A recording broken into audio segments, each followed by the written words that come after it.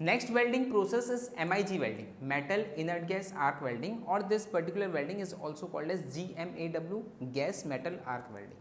Now what is this MIG welding and how is this difference from the TIG welding? So TIG welding में मैंने कुछ एक disadvantage बताए थे. So in order to eliminate all those disadvantages, we'll be using this particular welding process which is MIG welding. Okay, now किस तरह से हम उस disadvantages को eliminate कर रहे हैं? Let us first understand this thing. Now there TIG welding के जितने भी हमने डिसएडवांटेजेस देखे थे वो कहीं ना कहीं एक ही कारण से थे. If you look into all the disadvantages carefully you will find कि सारे डिसएडवांटेजेस एक ही कारण से थे और वो एक कारण था कि इलेक्ट्रोड जो है वो आपका कंज्यूमेबल नहीं था. तो इलेक्ट्रोड कंज्यूमेबल नहीं था तो आपको एक एक्सटर्नल फिलर मटेरियल यूज़ करना पड़ा जिसके कारण इम्प्योरिटीज़ प्रोड्यूस हुई. इलेक्ट्रोड कंज्यूमेबल नहीं था तो हीट जो जनरेशन था वो बहुत ज़्यादा हुआ जिसके कारण आपको कूलेंट यूज़ करना पड़ा जिसके कारण आपका कॉस्ट इंक्रीज़ हुआ और उसके कारण टंगस्टन इलेक्ट्रोड जो है वो वेल्ड बीड में इंट्रोड्यूस हो रहा था जिसके कारण उसकी ब्रिटलनेस बढ़ रही थी. So all the disadvantages was somewhere or the other related to just one thing, that we were not using the consumable electrode there, we were using the non-consumable tungsten electrode there. So the very first thing here is we will have to replace the non-consumable electrode with the consumable one. So in MIG welding what we will be doing is we will be using the consumable electrode and not the non-consumable electrode. Okay, so construction इसका समझ ले पहले. We are having the welding torch and inside this welding torch a consumable electrode is getting passed. A consumable wired electrode is getting passed.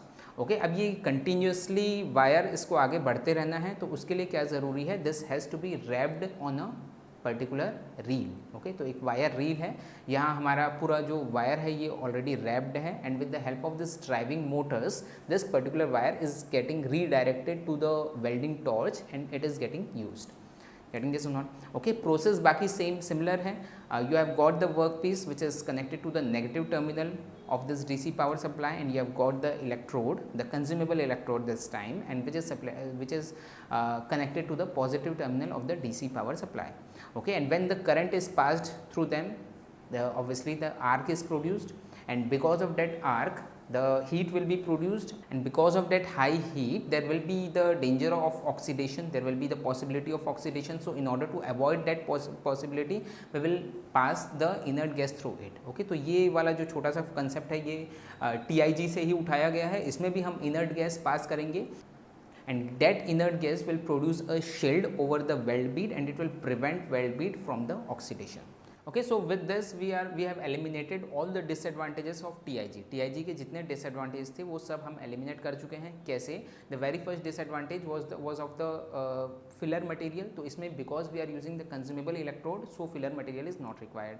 Second disadvantage was of coolant. तो इसमें coolant की भी ज़रूरत नहीं है. Why? Because electrode has to be consumed. उसके तो काम ही है उसका कंज्यूम होना. So we don't require coolant. वो कंटिन्यूसली हीट होते जाएगा, कूल होते जाएगा और वो वेल्ड बीड में जाते जाएगा और एक जॉइंट स्ट्रॉन्ग जॉइंट जो है वो बनाते जाएगा. द थर्ड डिसएडवांटेज जो था वो था हमारा टंगस्टन इलेक्ट्रोड का जो कि ब्रिटल बना रहा था मटेरियल को. तो इसमें वो भी नहीं है. इसमें हमारा जो मटेरियल रहेगा that may be of copper और जो मटेरियल जिस मटेरियल का हमको वेल्ड करना है सेम मटेरियल हम इसमें यूज़ कर सकते हैं. And last thing the rubber pads are used here. That rubber pads are continuously squeezing that electrode. Okay, जो कंज्यूमेबल इलेक्ट्रोड हम यूज़ कर रहे हैं उसको कंटिन्यूसली स्क्वीज़ कर रहा है, उसके एयर्स को उसके डस्ट पार्टिकल्स को रिमूव कर रहा है सो डैट कि जो वेल्ड हमको मिले that would be a pure weld. So these are all the advantages we are getting this over TIG. TIG के जितने डिसएडवांटेज थे वो सबको हमने इसमें एलिमिनेट कर दिया.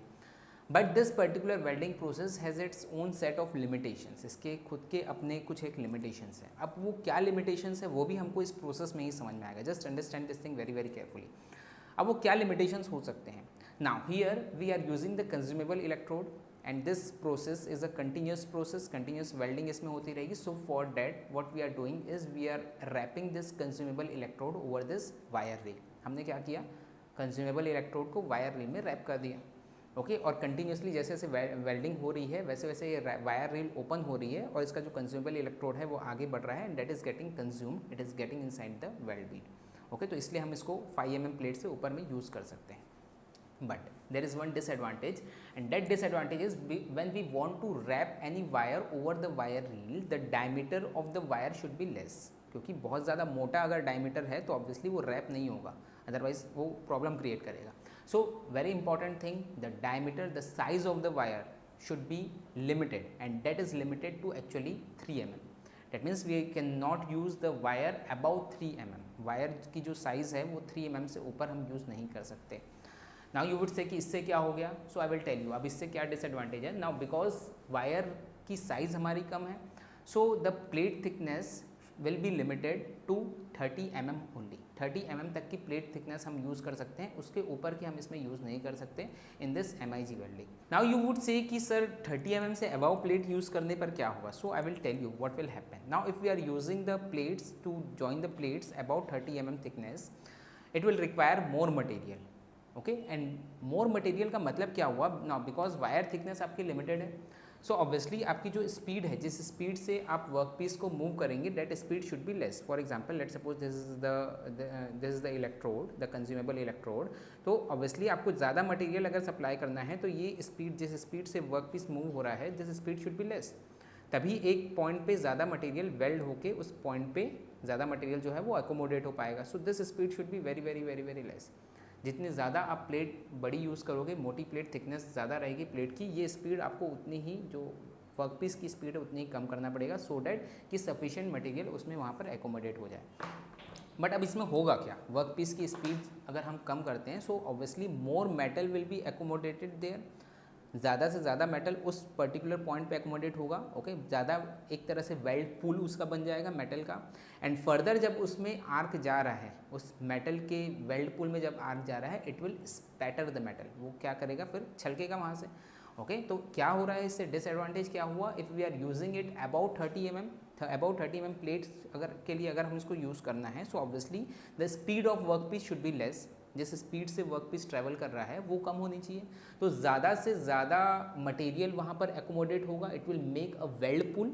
एक तरह से वहाँ पर वेल्ड पुल क्रिएट होगा, और वो वेल्ड पुल के कारण क्या होगा, फिर फर्दर अगर उसमें आर्क पड़ेगा, वेल्ड पुल में फर्दर आर्क पड़ेगा, तो वो आर्क के फोर्स के कारण फिर उसके मटेरियल जो है वो स्पैटर होंगे. So there will be spattering loss there. Getting this not. So this is the reason why this is not used about 30 mm.